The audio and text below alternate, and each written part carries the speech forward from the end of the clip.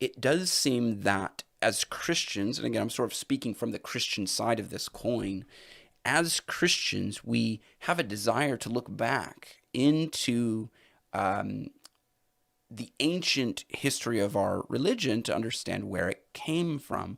And I think what we're doing is we are looking for Israel. We're going back and we are looking for Israel, and sort of in the way there, somewhere along the way, a lot of Christians find Judaism. But Judaism is not Israel, and so it gets confusing. Of course, I would say Judaism is not Israel. It's funny, as I think back to the Bible, and okay, are we translating? Should we be translating this word that we often translate Jew as Judean? Does that change anything? What would it change? There's lots of things that are interesting for me as I look. It's almost like, the switch gets flipped, and then you can't unsee it. You see it for what it is, and then it's like, oh, that's why Jesus is telling these parables. That's why he's telling parables of the tares and the wheat. There's something, and I said this to Jacob Federecci, and again, I'm sort of I will get to these clips, I think. And so I hope, if anything, that this live stream could help Christians and non-Christians understand what the biblical authors meant when they used the term Judean and why they use that term, and then sort of clarify that as we use the modern term of Jew, Jewish, Jewishness, Judaism, all of these words. So we're looking back at the ministry of Jesus to understand how he interacted with the Jewish religious system. And I think understanding these terms helps. And so this clip, I think, let's see, the Christian heritage clip from Father Stephen DeYoung, I think is going to be sort of important to continue that part of the conversation. I'll hang around. See, there's all these other camera. We're all in little boxes, so I get to hang out over here near Yosef, and I would say, Yosef, Hezi, Matt C, David, Busatel. I think I've actually got your name down. So let me know. Those people have all been helpful in this conversation. So shout out to those guys. Thank you guys for what you do. Like their parents, they're like boomer parents, sold their Christian heritage for a massive pottage, right? And so they've been completely cut off from like the Christian tradition and all these things. Like they don't have any connection to Christian festivals and holidays, right? I'm sure if I asked him, what about the Christian celebration of Passover, he wouldn't know what I'm talking about, right?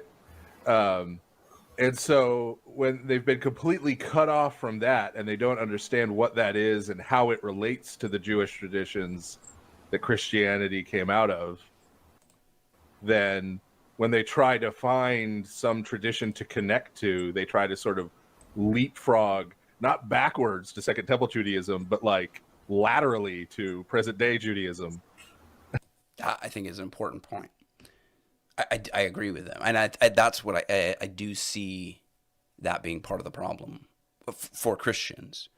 You're looking back, you're hoping to find Israel, and you sort of get sidetracked by Second Temple Judaism or this other, whatever, this other form of Judaism. What's up, Grim? Good to see you, man. To Second Temple Judaism, but like laterally to present day Judaism, to try to find a sense of tradition. And I would suggest they should start with the Christian tradition, right? And then if they want to get into the Jewish roots of the actual Christian tradition as they study it and understand it, cool. Right? Great. So Jewish roots of the actual Christian tradition. That, I think, is something to consider as we look back at the Bible and its use of the word Jew, Jewish, Judean. How many Christians out there would say that Christianity came from Judaism? That would be a question. how much of Christianity came out of Judaism, if anything, based off of our understanding of what we just read in the Bible. Our English translation often uses the term Jew in the place of the word Judean. So, are we being anachronistic and therefore not faithful to the Jewish religious system that Jesus interacted with? What would you say? It's just sort of not helpful. There's like a group saying we are Israel. I guess there's multiple groups saying that. The Christian church would say we are Israel, right? But I do think Christians make the mistake, I would say to some degree, by looking by assuming Christianity came out of Judaism. Christianity came out of the person of Jesus. And then the question is, how did Jesus interact with that Second Temple Judaism? He seemed to interact with it, but also be somehow uninhibited by it, immune to it. What would be the word? There's something about Jesus that was different. Let's just say it like that. There was a lot more going on, and I think we mistake it by just thinking, oh, Jesus was a Jew and he interacted with Jews. It's like, okay, yeah, like in some way that's not wrong, but in another way it's clearly unhelpful to carry on any sort of conversation, any sort of nuanced conversation. Okay, so let's play this. I think I will. So one of the things I really was quiet, surprised about Christianity was I really do see that God has planted within Christianity what Maimonides says is the preparation for the world, right? So when Paul says we now see the world through a glass darkly, I actually think it's true. Christianity is Judaism viewed through a glass darkly, because it is those things which God made. It is Judaism easy as far as I'm concerned, because Okay, Judaism easy, Judaism light. So I'll have to. Okay, this was one of the clips that I was thinking of. Is Christianity seeing Judaism through a glass darkly? Is that what he's saying? And then sort of this idea that Christianity is Judaism light is very interesting. Of course, Jacob is a Jewish man, so we're getting the other side of the coin. And again, probably this is the way Jacob and I need to have a conversation. We've attempted, other ways, doesn't quite work out. So I don't know. And hopefully there's other more beneficial conversation to be had with other people, and maybe I'm not the best, sort of person to have this conversation. But for now, this is how Jacob and I get to interact with each other. Is Christianity Judaism light if Judaism stops at the circumcision of the flesh and never goes into the circumcision of the heart? That's where I would say that actually Christianity is taking, we've taken a galactic step forward, right? This is not a man's religion that we're trying to follow, some sort of made up sort of human construct. We're really trying to hear from our Creator. We're really trying to hear the message that God has given us. That, is there a circumcision of the flesh? Yes, there's a circumcision of the flesh. That is pointing us to the circumcision of the heart.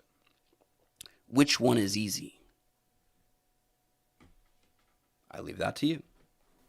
as the Gentiles were coming in out of the complete darkness, and they were only willing to accept certain things.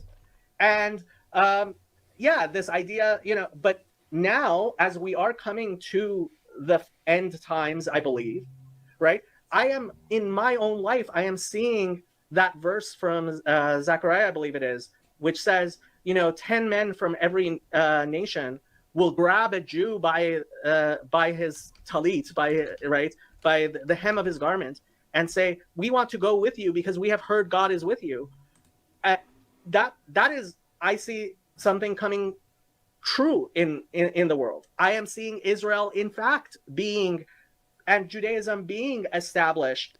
And one of the things I see is this disagreement that people are like, what's a woman? Okay. So right there again, you hear Jacob in a way using Judaism and Israel interchangeably. I don't think we can do that. If anything, Judaism is a part of Israel in that it is part of the tribe of Judah.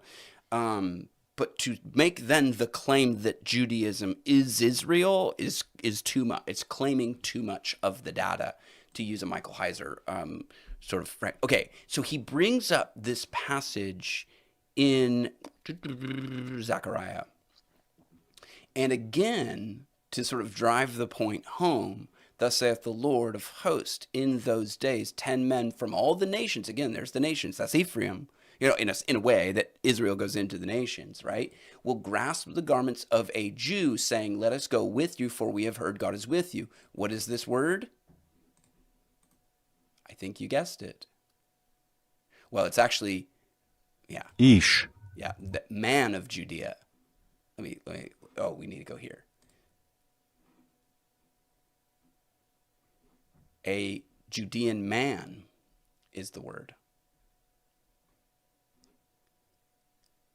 So we translate it Jew, and again, transport all this sort of modern understanding of what that passage might mean, but to Zechariah, who is a prophet prophesying to the nation of the southern kingdom, the kingdom of Judah, he's saying, a day will come, in those days 10 men from all the nations will grasp the garment of a Judean man, saying, let us go with you. Or a man of Judea. That's what the text says, right?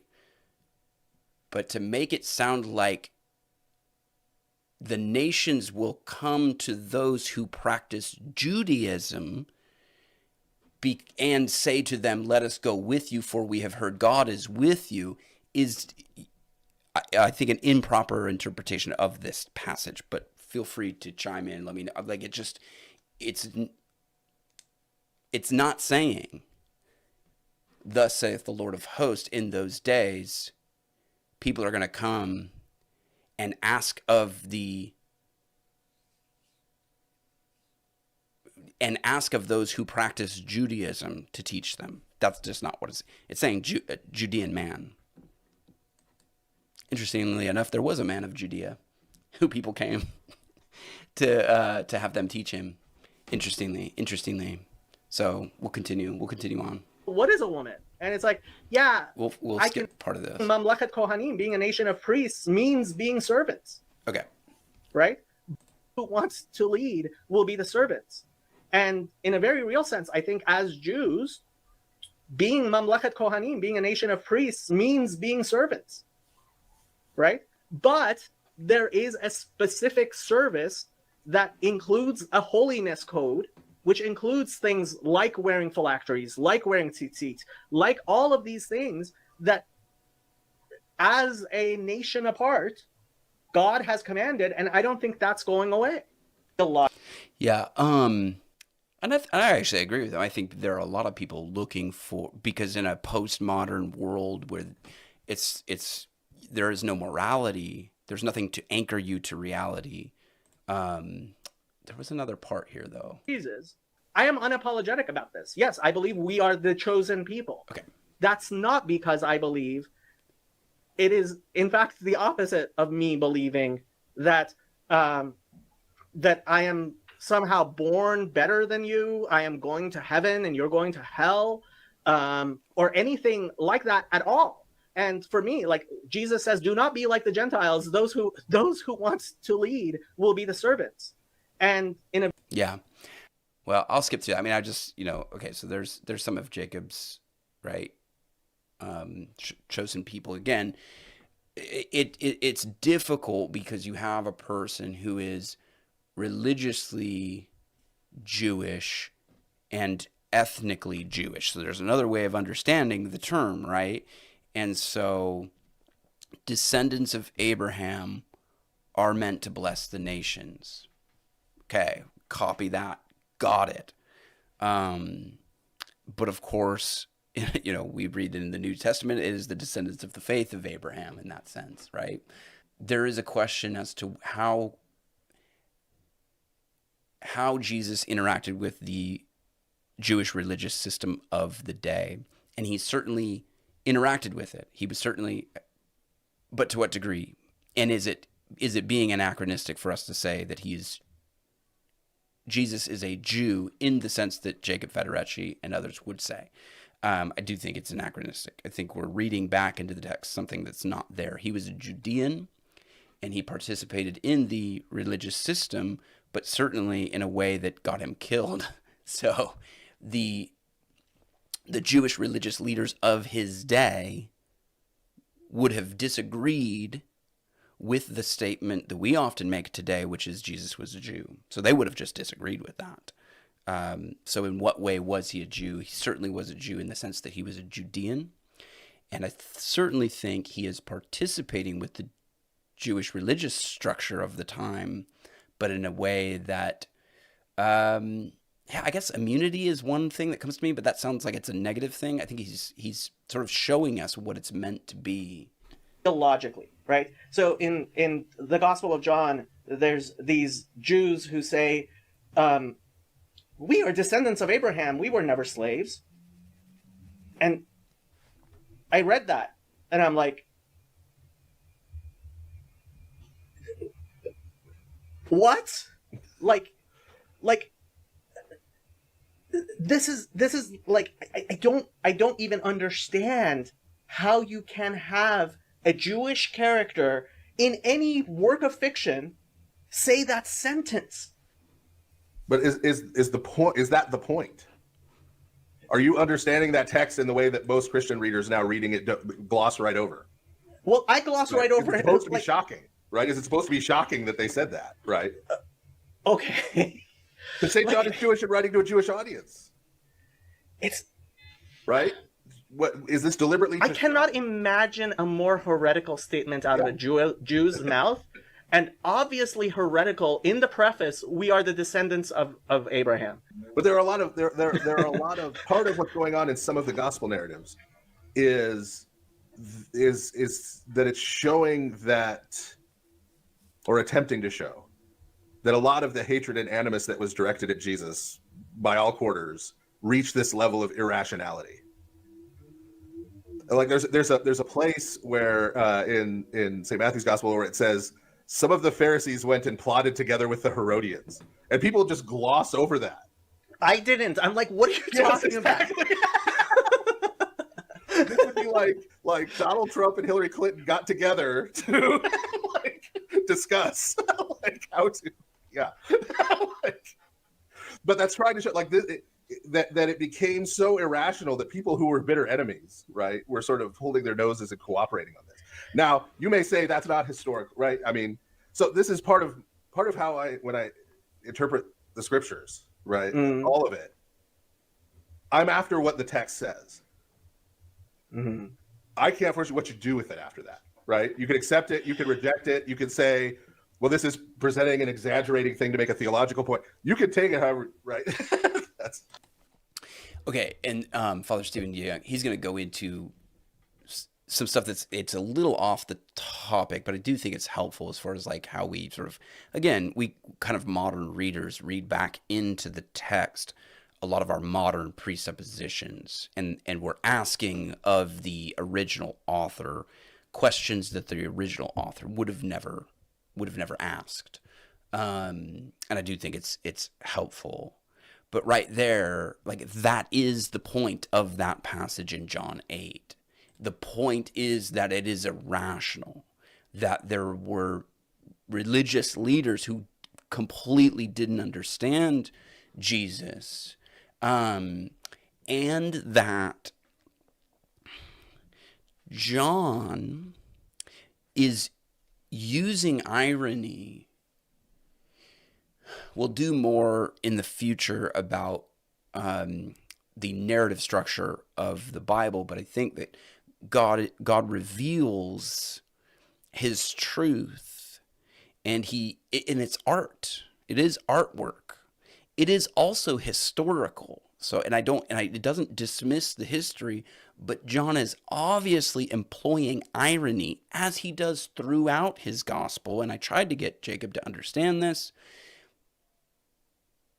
to make a point, to point at what's going on deep down inside. Now, how much of this happened on the surface? If you were there with a video camera, would you have recorded this scene exactly the way John writes it? I don't know. Maybe you would have. But the point is that by employing the irony, John is actually getting us to understand something that's more true of the situation between Jesus and the religious leaders than maybe even what was on the surface at the time. That there was this deep hatred for the man Jesus. It was an irrational hatred for the man Jesus. So much so that a Jew would come to him and say, we are Abraham's descendants. We have never been enslaved to anyone, when they clearly have.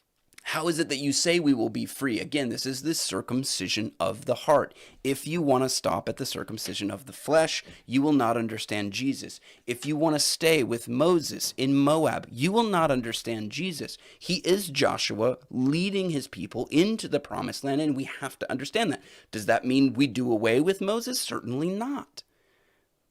We treasure Moses. We treasure the law for what it's pointing us to. But we can also understand the limits of the law, that it cannot do what Joshua can do. It cannot do what the prophet Joshua can do.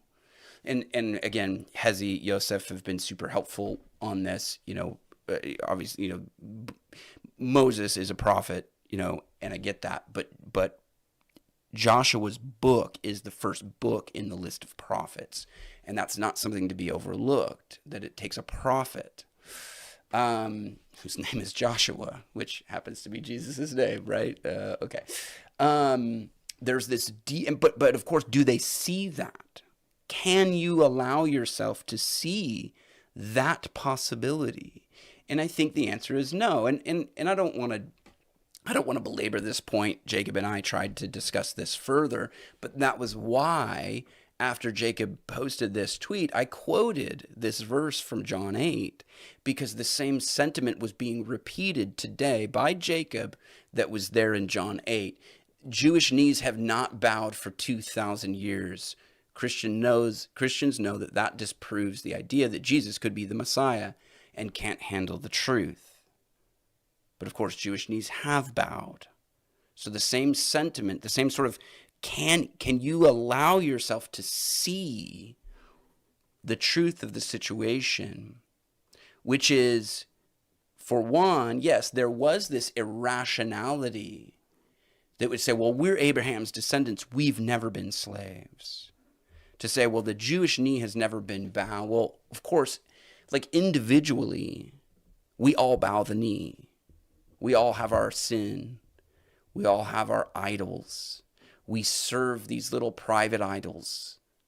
So yes, whatever knees we are talking about do bow to false gods, don't they?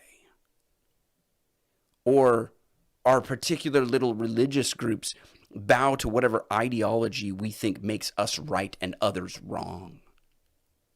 The idol of the law that is present in Christianity as well as Judaism. Our heritage, our genealogies, right? The New Testament talks about this. Maybe the temple becomes an idol for some. So corporately in our little religious groups, we have idols. So of course, like again, Jacob, like this is just the sentiment is being repeated ironically 2,000 years later in a tweet that's sort of meant to disprove the very thing that it's talking about. These people groups have bowed the knee geopolitically, right? Okay, so think about this. I'm assuming Jacob's tweet is in reference to 70 AD. Rome. It's like, okay, since Rome, okay, we bowed the knee there. We kind of buckled. But since then, we haven't bowed the knee. Okay, fine. You're like, whatever, bravo. But if that were true, why hasn't the temple been rebuilt? Somebody's bowing the knee to somebody. The same irrational, it's like we can't see Jesus for who, we can't allow ourselves to see the reality that's in front of us.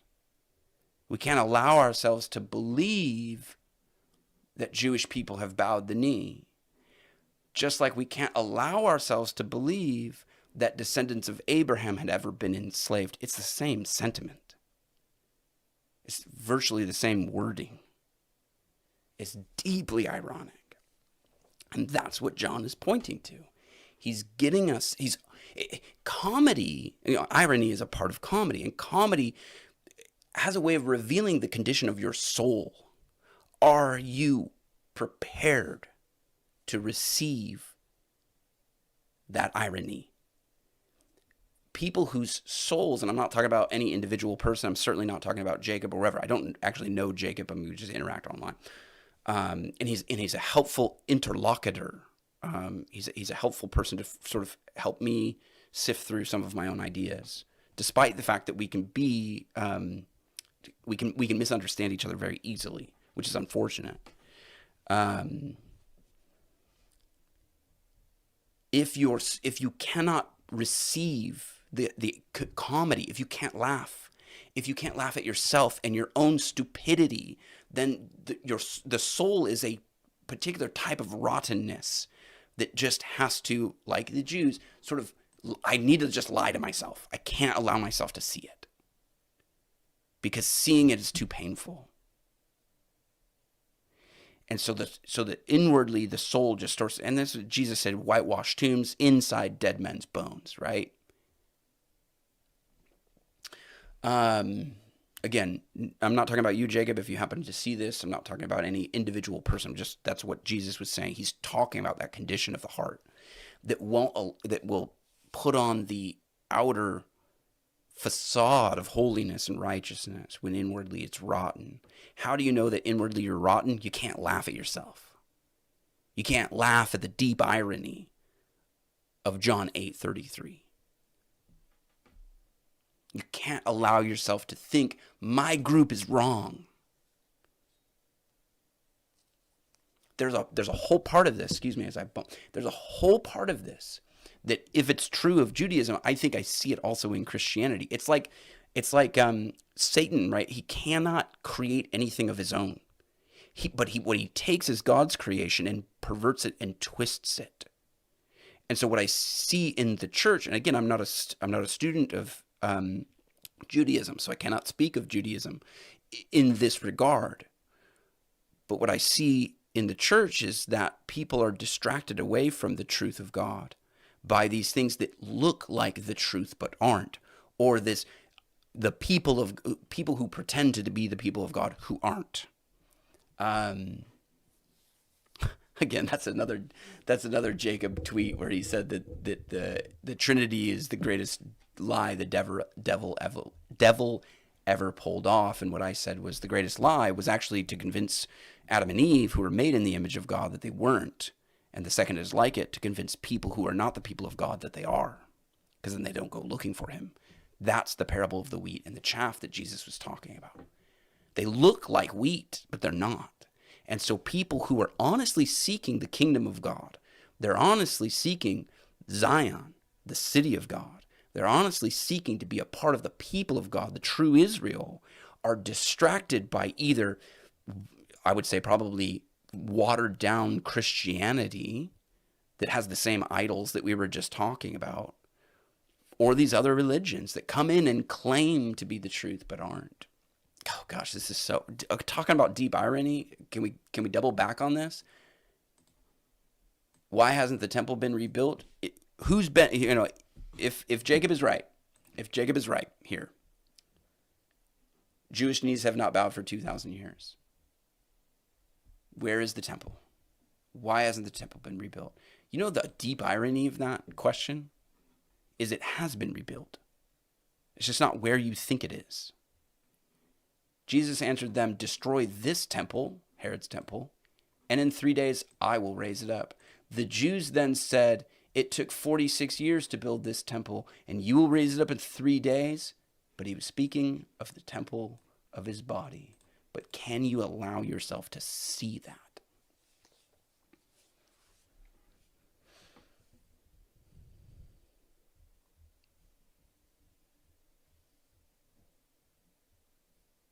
Revelation 21:22.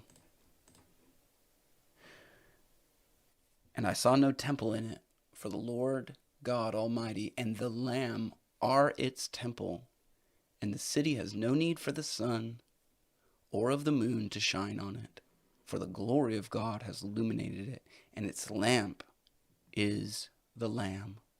The nations will walk by its light. Again, what is Israel? And the kings of the earth will bring their glory into it. He will bring the two sticks together. He will bring back his people. And who are his people? The descendants of the faith of Abraham. Descendants of the faith.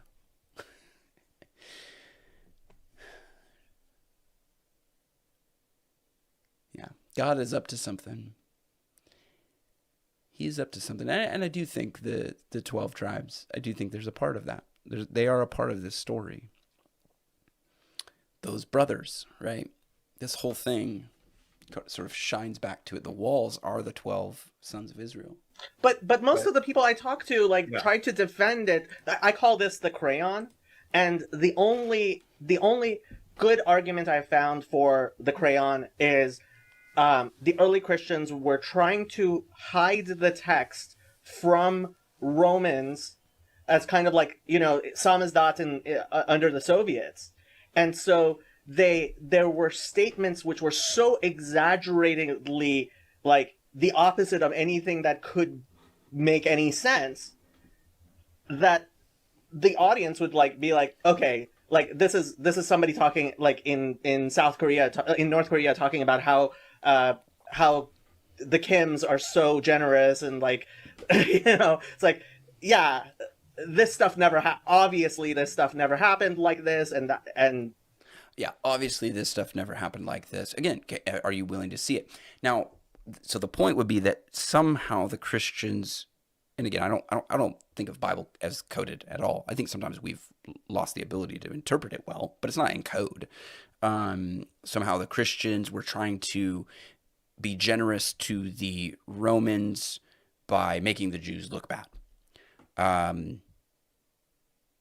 Yeah, I just don't think that's a very accurate view of history. Christians were constantly standing up against Rome, and they died for that. So why would they, at the same time, be willing to die to stand against Rome and try to write in their scriptures some way of sort of like cozying up to Rome? It just wouldn't make sense. There's code that it's encoded in a way. Part of that is, so this is within American Protestantism. Mm. This is a dynamic where. Okay, so for context, Father Stephen DeYoung is an Orthodox priest, Christian Orthodox. When modernism and positivism got a hold of history in 18th and 19th century Germany, mm-hmm. and wanted to turn it into a science, right? We're going to determine what really happened, right? So now Book of Joshua is all propaganda. Some escaped slaves from Egypt led a Marxist insurrection against their Canaanite, landlords. Right? Whatever, we reconstruct what really happened in the background, right. Because of all of history is the history of class struggle, right? Demythologize. Yeah. I hear that. I read that word a lot. Demythologize. And the response to that. Well, and okay, again, just to sort of tie this to the sort of front end of this conversation, that would be an example of sort of being anachronistic. Maybe that's even going too far and just sort of being propaganda. By American Christians was not to attack the modernist presuppositions of that. Mm.